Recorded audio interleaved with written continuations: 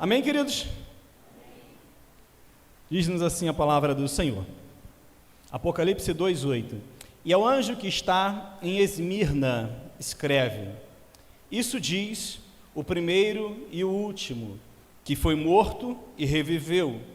Eu sei as tuas obras, e a tribulação, e pobreza, mas tu és rico, e a blasfêmia do que se dizem judeus e não são, mas são sinagoga de Satanás. Nada temas das coisas que hás de padecer, porque eis que o diabo lançará alguns de vós na prisão para serdes tentados, e tereis uma tribulação de 10 dias. Ser fiel até a morte, e dar-te-ei a coroa da vida. Quem tem ouvidos, ouça o que o Espírito diz às igrejas. O que vencer não receberá o dano da segunda morte. Você diz amém? Podemos assentar, queridos? Graças ao nosso bom Deus, estaremos assim falando a palavra do Senhor Jesus. Como já temos falado nas últimas semanas sobre as cartas de nosso Senhor Jesus Cristo às igrejas da Ásia, que são contidas aqui na introdução do livro de Apocalipse, escrita por João, servo do Senhor, que por motivo da pregação do Evangelho, ele se encontrou em Patmos, uma ilha no mar Egeu, que era uma ilha-prisão, onde as pessoas que eram consideradas presas políticos, elas eram enviadas para lá para morrer. João está nesse lugar, ele vai ter a revelação de nosso Senhor Jesus Cristo acerca da sua vontade para as 7 igrejas que se encontravam na Ásia. E como nós já falamos antes, as 7 igrejas da Ásia, elas simbolizam, na verdade, toda a igreja do nosso Senhor Jesus Cristo.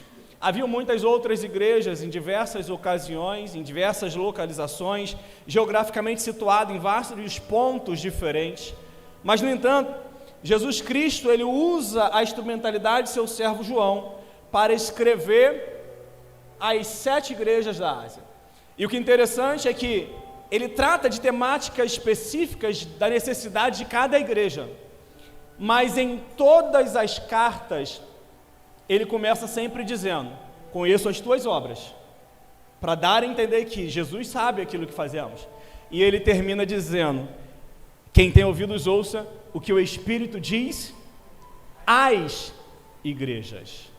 Note que está no plural, indicando que a mensagem que Jesus Cristo está trazendo para aquela igreja não é apenas para aquela igreja em específico, mas para toda a sua igreja, da era então em que for escrita, e toda a igreja do nosso Senhor Jesus Cristo em todos os tempos. E o que eu acho interessante, só para nós contextualizarmos a mensagem, como sempre temos feito, é explicar um pouco acerca da cidade aonde está situada. A carta de nosso Senhor Jesus Cristo à igreja de Esmirna é uma carta escrita a uma igreja que estava situada na cidade de Esmirna, uma cidade das mais antigas dos tempos bíblicos, uma cidade que fora fundada ali há cerca de 1000 anos antes de Cristo, situando a data da sua fundação no tempo do reinado de Davi. E o que eu acho interessante da cidade de Esmirna é que ela, no ano 600 antes de Cristo, ela foi destruída pela invasão dos lídios, mas, no entanto, ali no final do 4º século, ela foi reconstruída novamente pelos gregos. A cidade de Esmirna passou quase que 2 séculos morta, politicamente, religiosamente, geograficamente. Isso vai nos mostrar que a linguagem que Jesus Cristo vai usar para se referir à igreja de Esmirna é uma linguagem que vai se contextualizar com a cidade em que eles estão situados. O que eu acho interessante também acerca da cidade de Esmirna é que a Bíblia vai dizer que ali no ano 195, não a Bíblia, mas a história vai contar isso, no ano 195, Essa cidade, ela ganhou um concurso como as 6 cidades da época para sediar o templo do culto em adoração a Roma. E, consequentemente, posteriormente, veio situar também o culto ao imperador.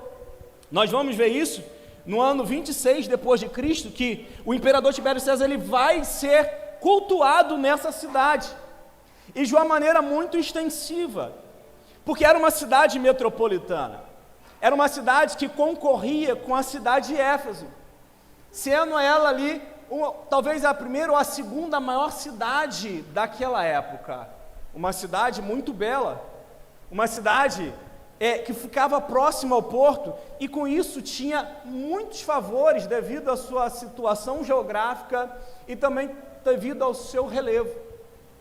A história vai contar que essa cidade fica no entorno ali, próximo a Mar Egeu, e ela tinha um porto que favorecia muito o comércio, de maneira que essa cidade é uma cidade muito rica. A cidade de Esmirna, ela também tinha ali vários templos em culto a outros deuses, como o próprio Poseidon, Cibele, o culto ao imperador e tantos outros deuses que eram cultuados naquela cidade.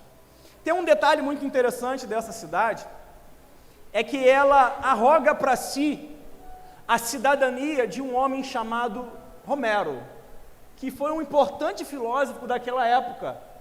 E com isso a cidade se tornou famosa por ser cidade natal de um importante, ilustre e conhecido pensador.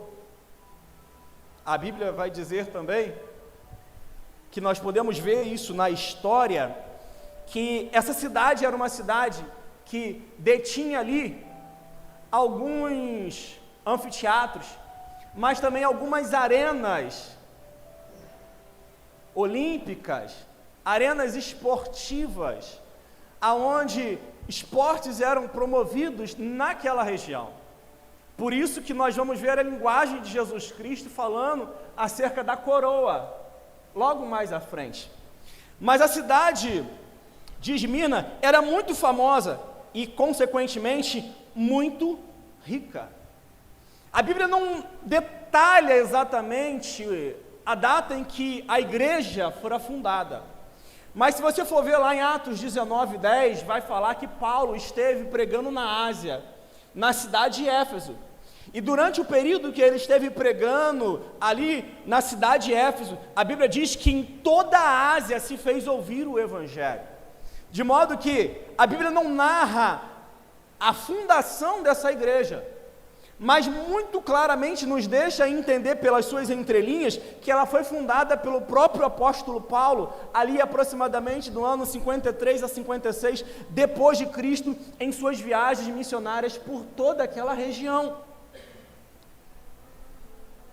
A igreja de Esmirna, ela concentra algumas particularidades que nós vamos discorrer aqui no decorrer da mensagem, mas uma particularidade muito especial que ela concentra é que essa igreja, ela foi pastoreada pelo bispo Policarpo, que alguns talvez já tenham ouvido falar, que foi um discípulo do apóstolo João, que foi martirizado ali no ano 155 depois de Cristo, por não negar o nosso Senhor Jesus Cristo frente à ameaça do imperador romano. A igreja de Esmirna era uma igreja que estava passando por muitas dificuldades, por muitas privações, por muitas provações, de modo que Jesus Cristo ele vai escrever essa carta dando algum direcionamento para ela, mas diferente de todas as outras 5 cartas que nós já estudamos aqui na igreja, ela é uma das 2, junto com a carta de Filadélfia, que não recebe nenhuma, digamos assim, recriminação do nosso Senhor Jesus Cristo. Não há em nenhum momento nesse texto que nós lemos aqui, Jesus Cristo chamando a atenção ou reprovando alguma atitude do pastor dessa igreja, bem como da igreja. Nós vimos aqui que em momento nenhum o Senhor Jesus usou a expressão tenho porém contra ti. Isso é, Jesus não tinha nada contra ela. Por quê? Porque era uma igreja que estava debaixo de constante perseguição. E como falamos na semana passada, é muito mais fácil você honrar a verdade e morrer pela verdade em tempos de dificuldade, do que você viver pela verdade, honrando a verdade em tempos de aceitação. A grande questão que prova a fidelidade dessa igreja é que o tempo todo ela está debaixo de perseguição, de opressão, de privação, de provação. E querido, o crente, quando ele é fiel e ele está sendo provado, ele não tem tempo para dar vez nem voz para o pecado. Por isso que Jesus Cristo não vai recriminar essa igreja em ponto nenhum, mas ele vai se apresentar a ela. E é na apresentação que ele faz a ela que nós vamos discorrer a mensagem aqui essa noite. Você viu aí, no versículo de número 8, o Senhor Jesus Cristo ele vai falar ao anjo da igreja que está em Esmirna, escreve. Acompanha aí no texto bíblico. Isso diz o primeiro e o último. Jesus Cristo ele vai se apresentar ao anjo da igreja de Esmirna dizendo o seguinte: olha, eu sou o primeiro, mas eu também sou o último. Eu sou o início, mas eu também sou o fim. Eu sou o alfa, mas eu também sou o ômega. Ele vai se apresentar: eu sou o autor, mas eu também sou o consumador de todas as coisas. Jesus Cristo ele vai se apresentar como sendo a origem, mas também como o final de todas as coisas, porque a Bíblia diz que todas as coisas hão de convergir no nosso Senhor Jesus Cristo. De maneira que nós temos Jesus Cristo na criação do mundo, mas também temos Jesus Cristo na consumação dos séculos. João 1 vai dizer o seguinte: olha, no princípio era o Verbo estava com Deus, e o Verbo era Deus. Ele é antes de todas as coisas, e todas as coisas foram feitas por meio dele. Sem ele, nada do que foi feito se fez. Jesus Cristo, quando ele diz assim, eu sou a origem, ele está dizendo que todas as coisas são feitas por ele e para ele. A Bíblia vai dizer, portanto, glória, pois, a ele. Mas se encontramos Jesus Cristo na origem de todas as coisas, ele também está dizendo, eu sou o fim de tudo. Nós também vamos encontrar Jesus Cristo no final. No final. O ser humano pode, em meio à sua vida, negar Jesus. Pode viver como se nunca tivesse interesse em Jesus. Pode andar e desfrutar da sua vida como se nunca fosse ter um encontro com Jesus. Mas eu quero lhe dizer que isso não vai acontecer. Porque se você não tiver um encontro com Jesus aqui na terra, um dia você vai ter um encontro com Ele no findar dos séculos. Paulo vai dizer aos Filipenses, no capítulo 2, versículo 5, dizendo o seguinte, olha, tende em vós, irmãos, os mesmos sentimentos que houve em nosso Senhor Jesus Cristo, o qual, subsistindo em forma de Deus, ele não usou por usurpação ser igual a Deus, mas vaziou-se a si mesmo, assumindo a forma humana, e reconhecido em figura humana, humilhou-se até a morte, e morte de cruz. Pelo que Deus lhe deu um nome que está acima de todo nome, para que ao nome de Jesus Cristo se dobre todo o joelho que está nos céus e na terra, e toda a língua confesse que Jesus Cristo é o Senhor. Aqui na terra nós temos a oportunidade de confessar a Jesus como um Senhor para a nossa salvação. Mas ainda que você, por relutância pessoal, ou por uma atitude de incredulidade, se negue a confessar a Jesus Cristo para efeito da sua salvação, um dia o seu joelho vai ter que se dobrar diante do nosso Senhor Jesus Cristo, e mesmo que não seja para a salvação, você um dia vai ter que confessar que Ele é o Senhor. Eu sou o primeiro, mas eu também sou o último. E aí ele completa dizendo: eu sou aquele que estive morto, mas que tornou a viver. A ressurreição de Jesus Cristo é a base da esperança de todo cristão. Dizer que Jesus Cristo morreu e ressuscitou é afirmar uma das doutrinas mais importantes da nossa fé. E isso tem implicações teológicas, espirituais, pessoais, existenciais, de modo que entender que Jesus Cristo ressuscitou faz parte da natureza da nossa crença. Porque afirmar que Jesus Cristo ressuscitou é confirmar algumas verdades bíblicas, teológicas, muito importantes para a fé que eu e você professamos. Afirmar que Jesus Cristo ressuscitou é confirmar a identidade divina de Jesus. E isso aqui é uma coisa que muitos de nós às vezes não entendemos. Jesus Cristo, Ele é Deus, como o Pai é, como o Espírito Santo é. Mas, no entanto, a Bíblia vai dizer que a ressurreição de Jesus Cristo confirma a sua identidade como Filho de Deus, como está declarado lá em Romanos 1,4, onde se diz assim, acerca de seu Filho, que nasceu segundo a descendência de Davi, segundo a carne, que foi declarado Filho de Deus em poder, segundo o Espírito de santificação, pela ressurreição dentre os mortos, Jesus Cristo, o nosso Senhor. A identidade de Jesus Cristo como sendo Filho de Deus, ela se realizou na obra da ressurreição, porque antes ele era Deus como Deus Pai é, mas quando ele veio aqui nessa terra, assumiu a forma humana, morreu no meu e no seu lugar, ele foi declarado Filho de Deus. Por isso o escritor aos Hebreus vai dizer o seguinte: tu és meu filho, eu hoje te gerei. A maneira como nós nos relacionamos com Jesus, sendo Ele Filho de Deus, está diretamente relacionado ao testemunho da sua ressurreição.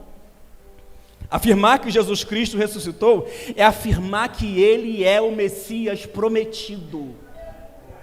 Diz-nos assim a palavra do Senhor em Lucas 24, 5-8, assim, as mulheres quando elas foram ao sepulcro, elas não encontraram o corpo de Jesus Cristo, mas encontraram ali 2 varões, que a Bíblia vai dizer que eles são anjos, as quais disseram para elas o seguinte: olha, por que você está procurando entre os mortos aquele que vive? Ele não está aqui, ele já ressuscitou. Lembre-se daquilo que ele disse quando ainda estava com vocês na Galileia: é necessário que o Filho do Homem seja entregue nas mãos dos homens pecadores, seja crucificado e ressuscite ao 3º dia. E quando os anjos falaram, então elas lembraram daquilo que Jesus Cristo havia lhes dito. Afirmar que Jesus Cristo ressuscitou é afirmar que Ele é o Messias. Os judeus, eles negam a Jesus Cristo porque os guardas do sepulcro foram subornados pelos sacerdotes para que eles dissessem que vieram os discípulos dele à noite e levaram um corpo. Olha, eu perguntaria, se eu fosse um centurião responsável pelaquela guarda: se vocês viram os discípulos levando o corpo, por que não o deteram? Como é que uma mentira pode se propagar por tanto tempo? Jesus Cristo, Ele ressuscitou. A tumba está vazia, porque a morte não pôde deter o nosso Senhor. Afirmar que Jesus Cristo ressuscitou é a garantia da remissão dos nossos pecados. A ressurreição de Jesus Cristo, ela confirma que o sacrifício dele foi aceito por Deus como pagamento pelos nossos pecados, assegurando a nossa justificação e a nossa reconciliação com o Pai. Romanos 4, 24 e 25 diz assim: mas também nós, a quem Deus creditará a justiça, a nós os que cremos naquele que ressuscitou dentre os mortos, a Jesus nosso Senhor, que foi entregue por nossos pecados e ressuscitado para a nossa justificação. Eu quero dizer que você é justo não porque você é bom, não porque você faz as coisas certas. Eu quero dizer que você é justo porque a justiça de Cristo nos foi imputada. Afirmar que Jesus Cristo ressuscitou é a esperança de todo crente. A ressurreição de Jesus Cristo, ela traz esperança para mim e para você. Paulo ele vai falar aos Tessalonicenses, no capítulo 4, versículo 13 a 17, o seguinte: não queremos, pois, irmãos, que sejais ignorantes acerca daqueles que dormem, para que vocês não venham se entristecer como os demais que não têm esperança. Porque se cremos que Jesus Cristo morreu e ressuscitou, assim também, da mesma forma que Jesus Cristo ressuscitou, assim também Deus, mediante Jesus, trará em sua companhia aqueles que dormem. Eu quero lhe dizer que o seu coração e o meu coração pode se entristecer quando nós perdemos alguém, mas porque Jesus Cristo ressuscitou, nós temos a esperança de que um dia eles também, como o Cristo ressuscitou, eles hão de ressuscitar. E aí Paulo completa dizendo o seguinte: porque quando o Senhor mesmo, dada a sua palavra de ordem, ouvida a voz do arcanjo, ressoada a trombeta de Deus, descerá dos céus, e os mortos em Cristo ressuscitarão primeiro. Depois nós, os vivos que ficarmos, seremos arrebatados juntamente com ele entre as nuvens, para o encontro do Senhor nos ares, e assim estaremos para sempre com o Senhor. Os Tessalonicenses, eles estavam desesperançados por causa que muitos estavam morrendo por causa da perseguição, por causa das tribulações, por causa das privações, e eles acreditavam que para esses que dormem não havia mais esperança.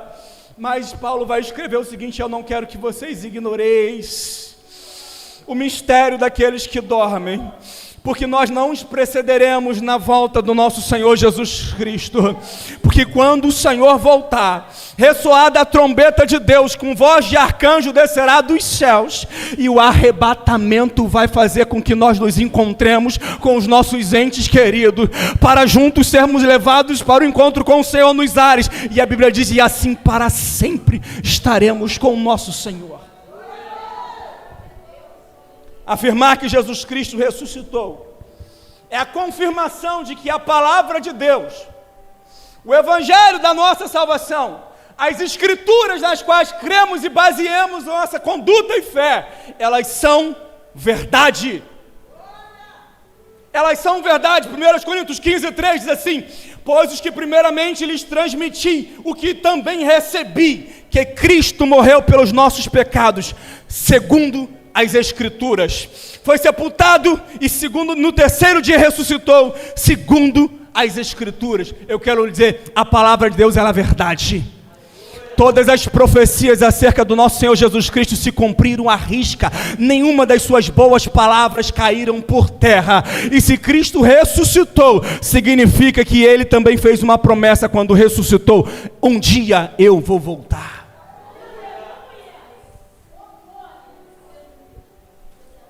A ressurreição de Jesus Cristo é a garantia da minha e da sua vitória contra o pecado, contra o mundo, contra o diabo.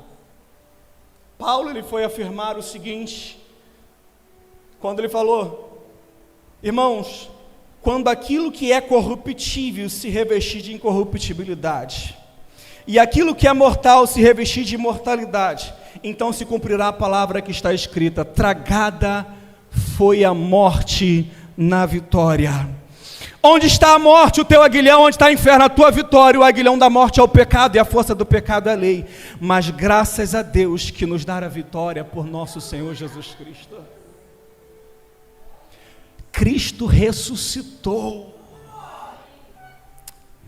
Da tumba à prisão fria, o meu Jesus ressuscitou. Ele ressuscitou. Ele ressuscitou. Por isso ele afirmou a essa igreja que estava passando por um grande sofrimento: eu sou o primeiro e eu sou o último. Sou aquele que estive morto, mas que eu ressuscitei. E ele então vai falar para aquela igreja: eu conheço as tuas obras. Eu conheço as tuas obras. Eu conheço a tua tribulação. Eu conheço a tua pobreza. E eu conheço a blasfêmia daqueles que se dizem judeus, mas que não são. Eu quero lhe dizer que Jesus Cristo conhece aquilo que nós fazemos. Jesus Cristo conhece aquilo que nós passamos. Jesus Cristo conhece aquele em quem nós somos. E Jesus Cristo também sabe aquilo que estão falando ao nosso respeito. Ele diz: eu conheço as tuas obras, eu conheço aquilo que você faz. Aquilo que nós fazemos não passa desapercebido aos olhos do nosso Senhor. Ele disse: eu conheço as tuas obras. E aqui ele está falando para uma igreja que não tem motivo nenhum para ele fazer nenhum tipo de reclamação, nenhum tipo de recriminação. Então ele está dizendo: eu conheço as tuas obras, ou seja, eu conheço o teu labor pelo meu evangelho. Eu conheço aquilo que você tem feito pelo meu reino. Eu conheço aquilo que você tem feito em prol da minha obra. É essa obra que Jesus Cristo está dizendo: eu conheço aquilo que vocês fazem. Queridos, aqui há algo muito importante nessa frase de Jesus Cristo. Porque todos nós sabemos que a salvação ela é um ato da graça de Deus, mediante a fé. E que não vem de nós, é dom de Deus. Mas, no entanto, tem algo que nós desconsideramos. É que a obra que nós fazemos, ela produz para nós um galardão no céu. E se você procurar saber, qual foi a última vez que você teve um estudo sobre galardão? Sobre que o seu trabalho, aquilo que você faz tem recompensa diante do Senhor. Paulo, ele, quando terminou de falar aos Coríntios, no capítulo 15, ele vai dizer o seguinte: portanto, amados irmãos, sede firmes e constantes, sempre abundantes na obra do Senhor, sabendo que o vosso trabalho não é vão no Senhor. E às vezes nós não estamos preocupados com isso. Quando Jesus Cristo falou assim: não ajuntei tesouros na terra, aonde a traça corrói, aonde a ferrugem destrói, aonde os ladrões minam e roubam, mas ajuntei tesouros no céu. Talvez você nunca tenha se perguntado como se faz isso. Jesus Cristo está falando para a igreja de Esmirna: eu conheço as tuas obras, eu conheço aquilo que tu fazes, eu conheço a motivação com qual tu as fazes, eu conheço como vocês fazem. Jesus Cristo está dizendo: eu conheço as tuas obras. E Paulo vai dizer: sede firmes, constantes e abundantes na obra do Senhor. Firmeza é resistência, é você não ceder com facilidade. Constância é persistência, perseverança. Abundante é fazer em grande quantidade. E aí eu te pergunto: você tem noção do quão pequeno ou grande será o teu galardão no céu? Porque a Bíblia vai dizer: porque no Senhor o vosso trabalho não é vão. E às vezes nós não nos preocupamos com isso. Nós não estamos preocupando com a nossa vida por vir. Planejamos para essa vida, programamos para esta vida, empreendemos, investimos, guardamos dinheiro para viver essa vida. Mas eu quero lhe dizer, e para a sua vida por vir, a sua eternidade com Deus, você não se prepara, você não se programa. Paulo vai falar o seguinte: ora, para mim o viver é Cristo, mas o morrer é lucro. Porque eu estou constrangido entre ficar aqui e partir. Porque ficando aqui, o meu trabalho redunda para mim em galardão no céu. Mas partindo, eu vou encontrar-me com o Senhor, que é incomparavelmente melhor. Então ele ficava na dúvida, se fica ou se vai. Porque quanto mais ele ficava, mais ele trabalhava, mais ele obrava no reino de Deus, e isso resultaria para ele um peso de glória no seu galardão muito grande. Jesus Cristo está dizendo: eu conheço as tuas obras. E ele completa: eu conheço a tua tribulação. Se Deus conhece aquilo que fazemos, Ele também conhece aquilo que passamos. Eu não quero que você se engane em relação ao Evangelho do nosso Senhor Jesus Cristo. Porque a fidelidade a Deus pode um dia te custar tudo. A Bíblia diz que aqueles que querem servir a Deus piedosamente padecerão tribulações. O Evangelho do nosso Senhor Jesus Cristo, ele não é um Evangelho de facilidades. Se alguém pregou isso para você, essa pessoa te enganou, ela te iludiu, ela te seduziu com uma proposta de um falso evangelho que não traz nenhum benefício para você. O Evangelho do nosso Senhor Jesus Cristo envolve muitas vezes tribulações. Quem prometeu reino, dinheiro e vida abundante aqui na terra não foi Jesus, foi o diabo. Na tentação de Jesus Cristo no deserto, ele falou o seguinte: olha, está vendo todos os reinos do mundo, toda a sua glória, tudo aquilo que esse mundo tem, tudo isso eu te darei se prostrado me adorares. Jesus Cristo, ele não prometeu esse tipo de facilidade para nós, pelo contrário, ele falou o seguinte: no mundo tereis aflições, mas ele disse: tende bom ânimo. O erro de muitos cristãos é romantizar a fé, como se servir a Deus fosse um passaporte para um viver deitado eternamente em berço esplêndido, mas não é. A igreja de Esmirna sabia exatamente disso, porque ela não tinha dinheiro, não tinham bens, as suas propriedades estavam sendo confiscadas pelo Estado, os seus bens estavam sendo espoliados por causa da sua fé. A pobreza chegou, bateu na porta daquela igreja e deixou os membros daquela comunidade à míngua, ao ponto de miséria, ao ponto de Deus se tornar tudo aquilo que eles tinham, porque eles não tinham mais nada. Esse é o segredo do pastor de Esmirna e da sua comunidade. Quando Deus é tudo aquilo que temos, Deus se torna tudo aquilo que precisamos. Quando a única coisa que nós temos é Deus, Deus, ele é tudo que a gente precisa. Aquela igreja era uma igreja acostumada com o sofrimento, e por isso eles eram tão fiéis. O próprio pastor daquela igreja, Policarpo, como eu falei anteriormente, no ano 155 depois de Cristo, o imperador romano, ele, sob o comando do procônsul, que foi até Policarpo, ele chegou para ele e disse o seguinte: olha, nega Jesus, se prostra diante do imperador, confessa o senhorio do imperador. Mas Policarpo, no alto dos seus 86 anos de idade, mesmo sendo ameaçado pelo procônsul romano de ser jogado às feras ou queimado numa fogueira vivo, ele chegou e disse: olha, tu pode me ameaçar com fogo e me pendurar numa estátua, mas esse fogo aqui vai se extinguir. Mas você não pode ignorar o fato de que o fogo do julgamento vindouro e a punição eterna está reservada para os ímpios. Então, por que demoras a fazer aquilo que tu queres? Nega Jesus! Mas ele falou: não posso negar, o Senhor durante 86 anos só tem me feito bem.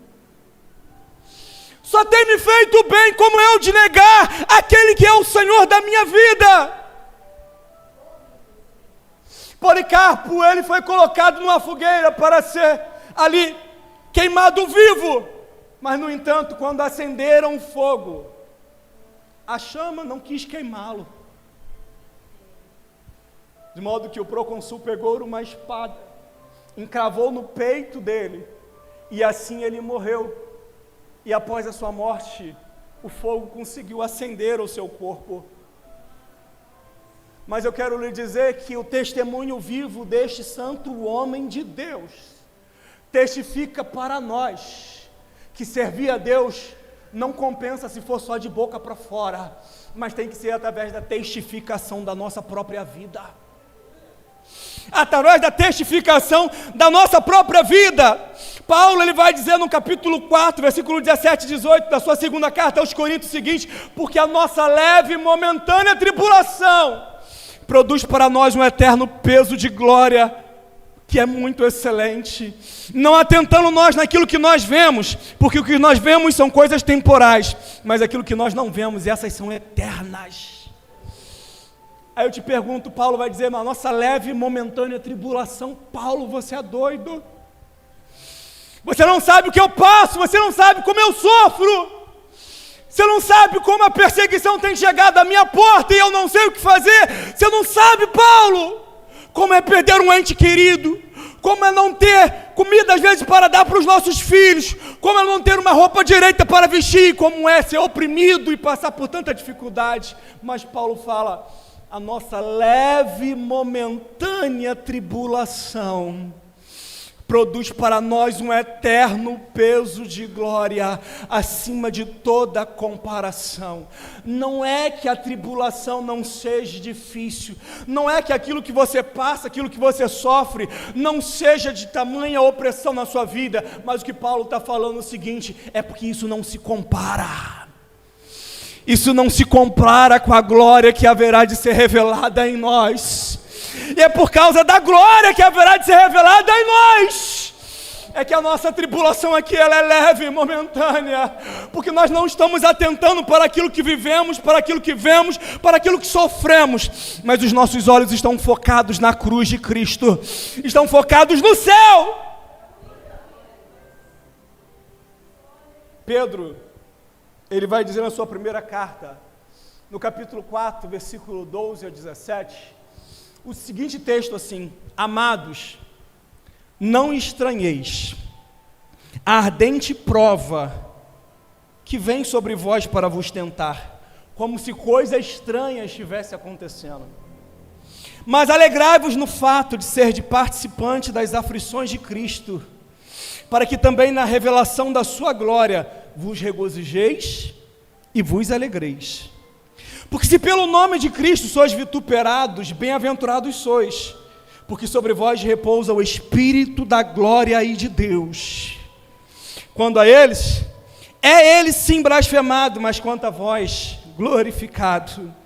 Mas que nenhum de vós padeça como homicida, ladrão, malfeitor, como alguém que se intromete em negócios alheios, mas se padece como cristão, não se envergonhe, antes glorifique a Deus nessa parte, porque já é tempo que comece o julgamento pela casa de Deus.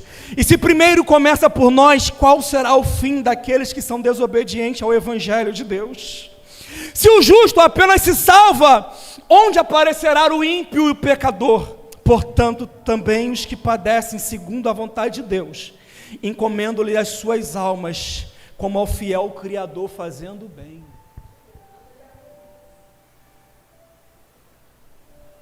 Não estranheis quando a provação vem. Não estranheis quando a privação vem. Porque se nós estranharmos isso, a gente vai ficar como Asaf. Asaf começou a se frustrar porque ele viu a prosperidade do ímpio. E isso fez com que ele entrasse num conflito pessoal muito grande. Porque ele olhava para a sua casa e não tinha nada, e olhava para a casa do ímpio e tinha tudo. Eu olhava para os seus filhos e eles não tinham uma boa escola, não tinham uma boa alimentação, não tinham roupas de marca. E olhava para os filhos dos ímpios e os filhos dos ímpios tinham tudo. E aí ele entrou num conflito e ele começou a dizer, inútil é guardar a minha santidade. Inútil é servir a Deus, porque os ímpios, eles pecam, e ainda assim eles prosperam. Mas quanto a mim, todos os dias eu sou provado. Todos os dias eu sou castigado. E aí ele fala assim, e quando eu pensei nisso, eu vi que isso era demais para mim. Quase resvalaram os meus pés, quando eu me propus a meditar em por que o ímpio ele prospera e às vezes o salvo não. Mas ele falou o seguinte, até que eu entrei no templo, e então conheci o fim deles, porque certamente o Senhor os coloca em lugares escorregadios, e eles nem sabem aonde eles tropeçam, mas aos seus justos, o Senhor trata com cuidado. Aleluia. Apocalipse, no livro de Malaquias, no capítulo 3, os judeus eles também estavam com esse mesmo conflito. E eles falavam assim: olha, inútil é servir a Deus, do que nos trouxe como recompensa servir ao Senhor. Os perversos eles pecam e saem bem, até na sua morte eles se dão bem. Mas no entanto a Bíblia vai falar o seguinte: mas aqueles que temiam ao Senhor falavam um ao outro, e o Senhor os ouvia. E havia um memorial escrito diante do Senhor para aqueles que temiam o seu nome. E aí a Bíblia vai dizer, o Senhor falando: porque eu os pouparei naquele dia, como o pai poupa o seu filho que serve, assim eu os pouparei, e vocês verão novamente a diferença entre o justo e o injusto, entre o que serve a Deus e o que não serve. Talvez aqui nessa terra você não tenha a vida que você gostaria de ter, mas no entanto não se preocupe, a eternidade com Deus é muito melhor do que os anos que esse mundo possa nos proporcionar, e a felicidade que Ele pode proporcionar. A eternidade com Deus vai valer a pena. Jesus ele manda que João escreva essa carta ao pastor de Esmirna, para realinhar o foco dele no seu relacionamento com ele mesmo. Observe o que o texto diz aí: eu conheço a tua pobreza, mas tu és rico. Apesar daquela igreja estar situada numa cidade muito rica, aquela igreja era muito pobre. Mas a pobreza material não tinha importância para aqueles crentes, porque eles estavam mais focados na riqueza espiritual. Jesus escreve essa carta para corrigir o foco espiritual daquela igreja, dizendo o seguinte: olha, vocês se dizem que são pobres, mas eu quero lhe dizer que para mim, vocês são muito ricos. Ricos daquilo que o dinheiro não pode comprar, que somente a graça pode nos permitir conquistar. Tem muitas pessoas que estão como a igreja de Esmirna, acreditando que são pobres, porque não tem nada nessa terra. Mas Jesus Cristo está falando o seguinte: olha, para de olhar para essa terra, porque isso aqui vai passar. Olha para o céu, olha para o céu. A igreja de Esmirna está encontrando-se num desentendimento, num desalinhamento de pensamento diferente da igreja de Laodiceia. Porque enquanto a igreja de Esmirna se achava pobre sendo rica, a igreja de Laodiceia se achava rica sendo pobre. Ela dizia consigo mesma: rico estou farto e tenho em abundância, e de nada tenho falta. Mas Jesus Cristo, quando repreendeu, disse para ele: não sabe que tu és miserável, pobre, cego e nu. Assim tem muitas igrejas que são ricas materialmente, mas que são pobres espiritualmente, que deixaram de ser hospitais, de serem hospitais e casa de adoração, para se tornarem clubes, empresas, casas de show, e muitas vezes local de arrecadação, porque perderam o foco do céu, e estão focando agora somente nessa terra. E Jesus Cristo está falando: realinhe o seu foco espiritual, realinhe-se no seu foco espiritual. Lucas capítulo 12, versículo 15 a 20. Eu gostaria que, se pudesse, botasse esse texto aqui e me desse som. Lucas 12, 15 a 20 diz assim: disse-lhe Jesus: acautelai-vos e guardai-vos contra toda avareza, porque a vida de qualquer não consiste na abundância do que possui. E nisso lhe propôs uma parábola, dizendo: a herdade de um homem rico tinha produzido em abundância, e ele arrazoava consigo mesmo, dizendo: que farei? Não tenho onde recolher os meus frutos. Ele disse: farei isto, derribarei os meus celeiros, edificarei os outros maiores, e ali recolherei as novidades dos meus bens, e direi à minha alma: alma, tens depósito e muitos bens para muitos anos, come, bebe e folga. Mas Deus lhe disse: louco, essa noite pedirão a tua alma, e o que tens preparado e para quem serás? louco! Essa noite pedirão a tua alma e o que tens preparado, e para quem serás? Tudo aquilo que você tem vai ficar. Mas se Deus te chamasse ao seu encontro nessa noite, como você iria se encontrar diante dele? Como está a sua vida para você encontrar-se com o Senhor? Jesus Cristo disse: louco, essa noite pedirão a tua alma e o que tens preparado, e para quem serás? E aí o último versículo diz assim: assim aquele que para si ajunta tesouros não é rico para com Deus. Quando Deus olha dos céus para cada um de nós, Ele não vê como está a sua conta bancária, nem o limite do seu cartão de crédito, mas Deus olha para o seu coração, e aí é onde Ele encontra a verdadeira riqueza. E se Deus olhar para dentro do seu coração, trazer para você um raio-x da sua vida, como você hoje se encontra diante do Senhor. Jesus Cristo disse: olha, eu conheço a tua pobreza, mas eu quero lhe dizer que tu és rico. Tu és rico. Deixa eu caminhar. Ele também disse: eu conheço as blasfêmias dos falsos judeus. Eu disse aqui que Jesus Cristo sabe o que fazemos, Ele sabe o que passamos, Ele sabe quem somos, e Ele sabe também o que falam ao nosso respeito. Os judeus que habitavam em Esmirna, eles tinham alguns privilégios perante Roma, porque eles não eram obrigados a cultuar o imperador. Roma respeitava o seu sistema religioso. E muitos se faziam judeus, não sendo judeus, para ter liberdade de culto. Por isso que eles são chamados de falsos judeus.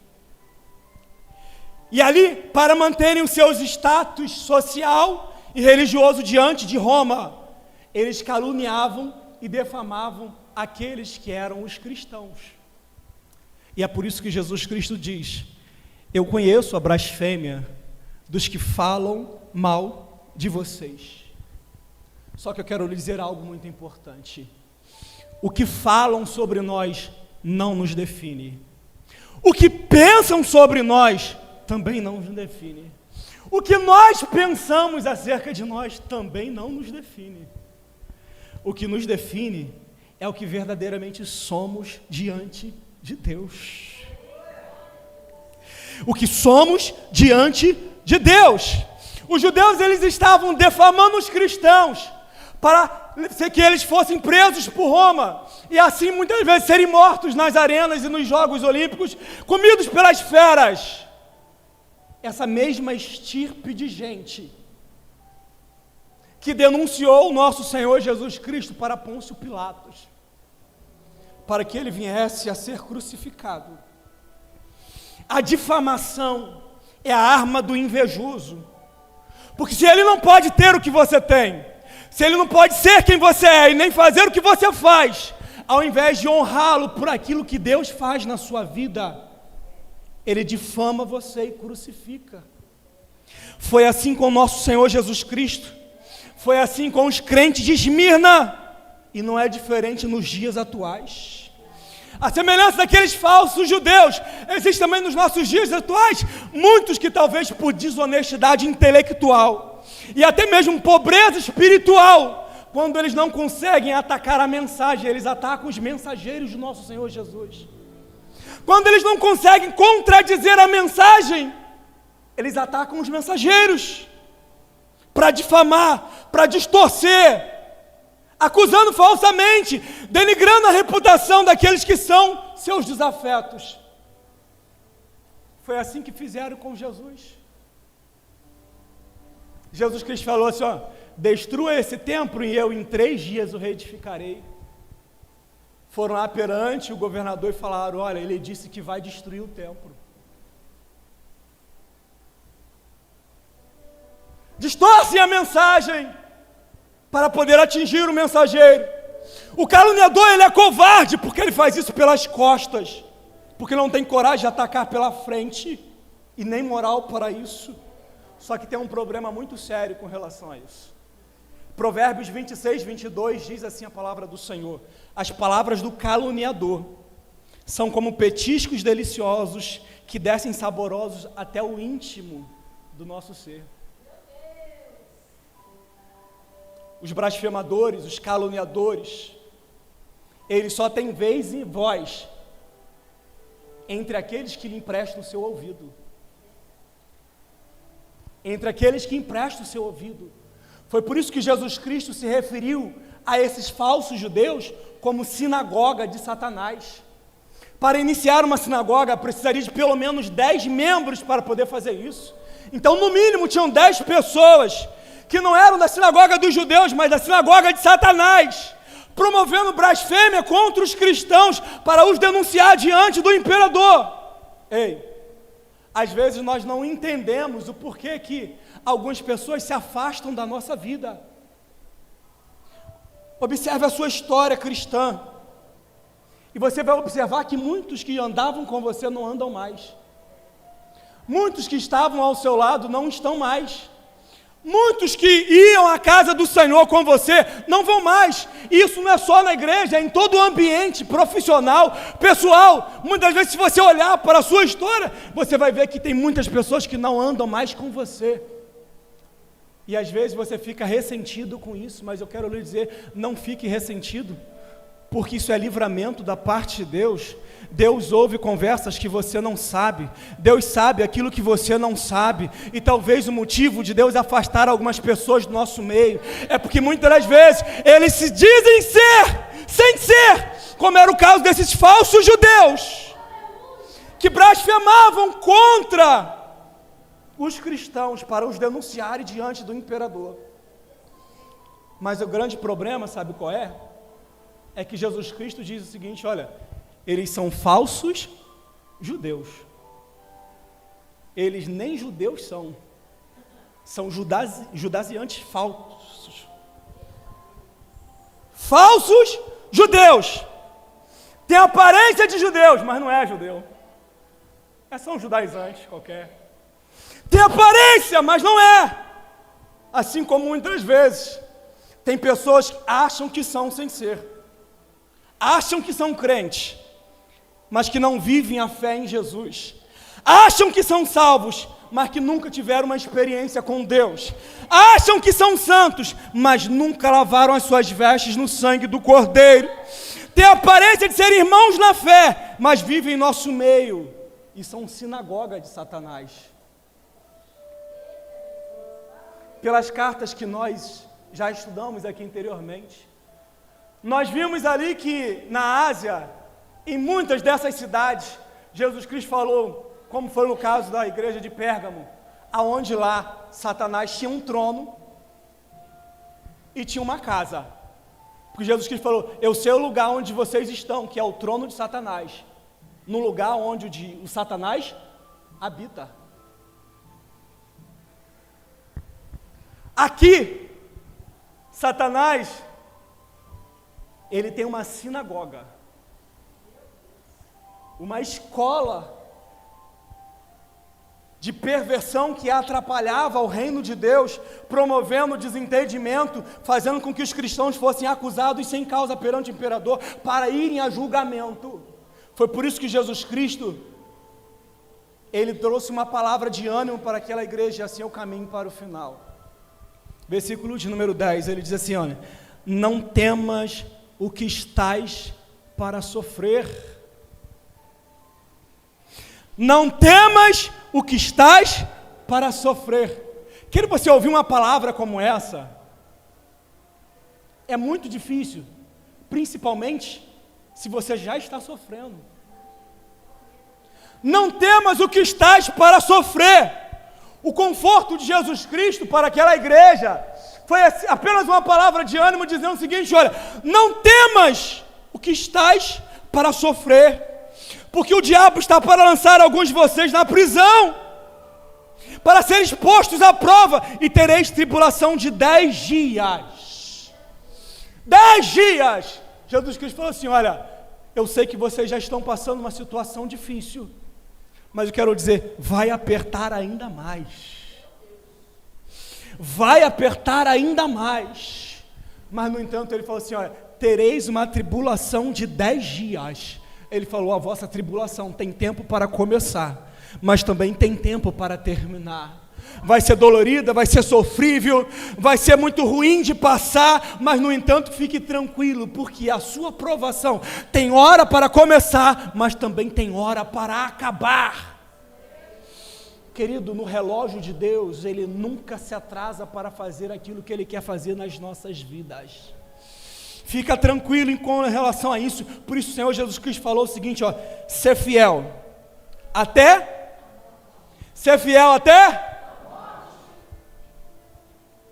o fim dessa perseguição traria morte para muitos cristãos da igreja de Esmirna. Mas no entanto, ao falar ser fiel até a morte, não é o seguinte: persevera até o último dia da sua vida. Não é mantenha a sua fidelidade até a sua mais avançada velhice, e quando você estiver lá no final dos seus dias, eu vou te honrar. Não, Jesus Cristo falou, ser fiel até a morte, não indicando aqui um tempo limite para a sua fidelidade, mas sim uma circunstância limite até onde os crentes deveriam suportar, ser fiel até ao ponto de morrer. Foi isso que Jesus Cristo estava dizendo, ser fiel até a morte. Às vezes nós arrumamos desculpa para não fazermos aquilo que Deus pede, a despeito de nós não nos sermos favoráveis em alguma questão. Se você pensar muito bem, nós somos crentes muito mimizentos. Nós somos crentes muitas vezes muito frouxos no nosso relacionamento com Deus. Ele disse para a igreja de Esmirna, ser fiel até a morte. Se preciso for, morra em favor da fidelidade, mas não negue a sua fé. E nós muitas vezes somos capazes de dizer que nós somos capazes de morrer por Jesus, mas no entanto nós estamos muitas vezes como Pedro, na primeira oportunidade de oposição, nós o negamos. E talvez você, como Pedro, possa dizer, mas eu nunca negaria o meu Senhor, que me salvou, que me amou, que morreu por mim, que me deu vida. Mas no entanto, será que você não nega a Ele todos os dias com as suas atitudes? Será que você não nega a Ele todos os dias com aquilo que você faz, com aquilo que você, a maneira como você age? Será que nós não estamos negando a Jesus todos os dias com as nossas ações e com o nosso comportamento? O escritor aos Hebreus vai dizer o seguinte, na nossa luta contra a carne, não temos chegado até o sangue.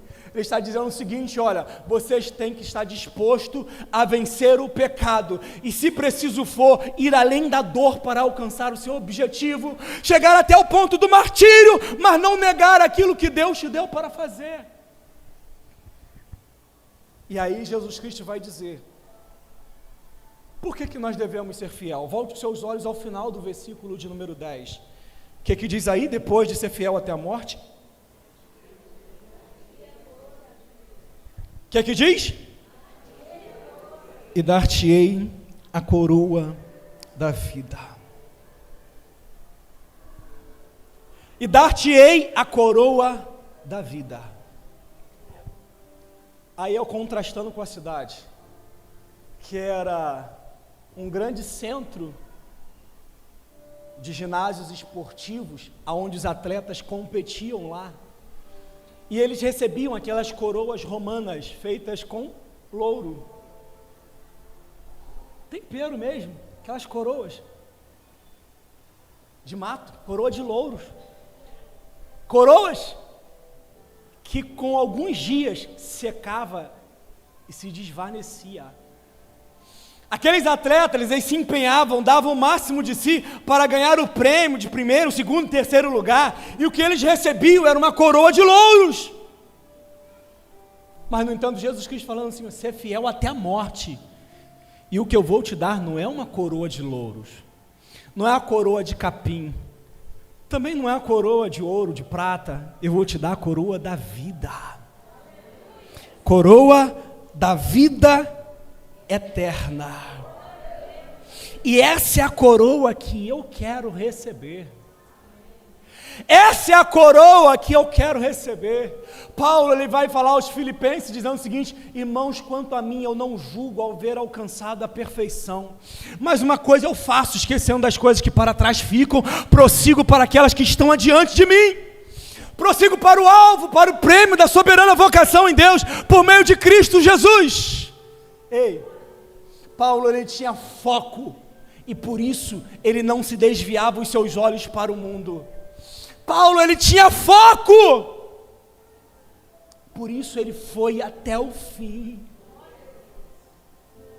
E aí ele falou: completei a carreira, guardei a fé, desde agora a coroa de justiça me está guardada, a qual o Senhor reto juiz me dará naquele dia, mas não somente a mim, mas a todos aqueles que amam a sua vinda.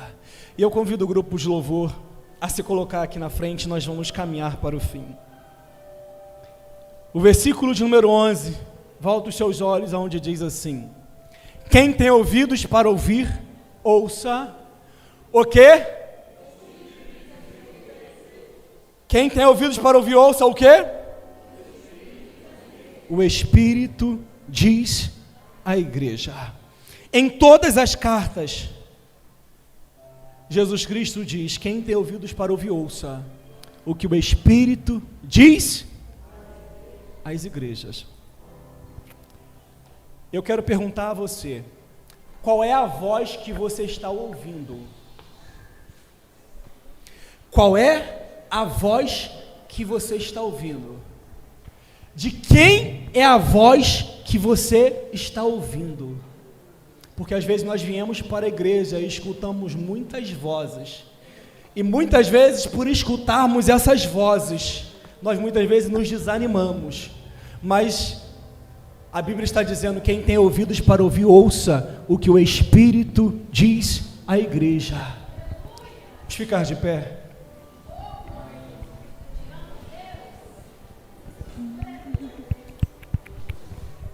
Quem tem ouvidos, ouça o que o Espírito diz à igreja.